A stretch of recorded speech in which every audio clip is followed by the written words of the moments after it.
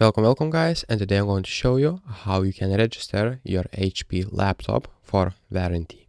So what you'll need to do is basically go to this page, support.hp.com, us check warranty, and basically this is an official HP website where you can just check your warranty or register that. So what you'll need to do is basically select if you have single product or multiple products. So for now I'll show you for the single product.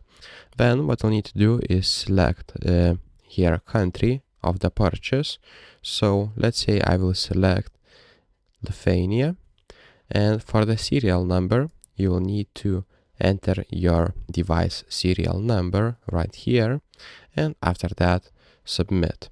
And by completing and submitting this form, you'll consent to use of your data, as you can see, accordance with HP's privacy statement. You can read it right here.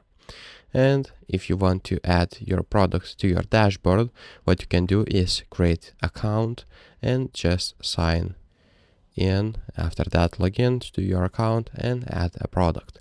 So that's pretty much it, guys. If this video was helpful, please make sure to subscribe to Guide to Everything, comment down below for the algorithm, and see you in the next one.